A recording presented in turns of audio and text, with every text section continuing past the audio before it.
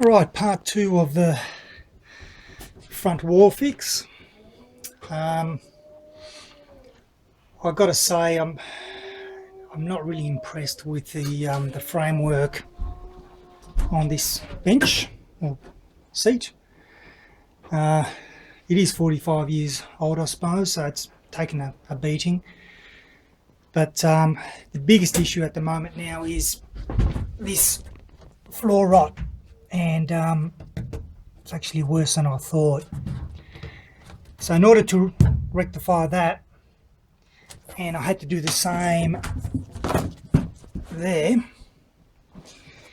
so in order to rectify that, I'm going to have to take this thing out anyway, and that'll give me the opportunity to rebuild something. I'm going to try to see if I can make use of the front bit, but get all these side rails and rear supports in place.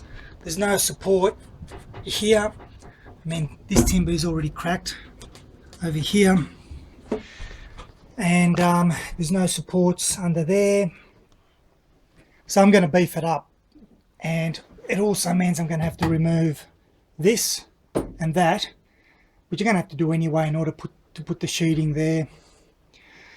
So all this is going to come out. So what starts off as a fairly, well, one thing's, you know, a fairly routine, simple job has ended up being, well, quite a large job, as happened in the back over here. And at least I know it'll be right. So I'll get going with that. Right, so I've started removing this corner. Fairly straightforward. All that I think was add-ons. They weren't factory original. So that was quite easy to take off.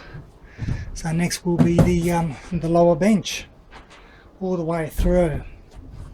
The biggest issue here is going to be trying not to damage the wall when removing that particular one, because it's stapled from the inside. But with all things, just going gently. So I finished removing all the cupboard space. Seems to be a lot more room there. Easy to get access to that area there, and likewise on this side. So now, next job is to clean it all up.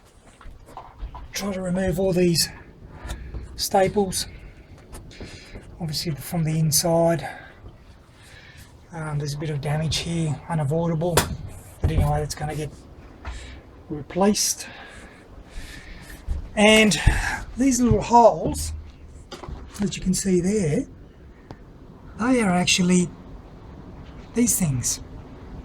So someone has attempted to attach something against the wall, not realizing that there wasn't much room, and subsequently punctured the outer skin. Simple enough fix. I just got to make sure that there isn't any more before any more holes before I put the internal cladding in, which will be next.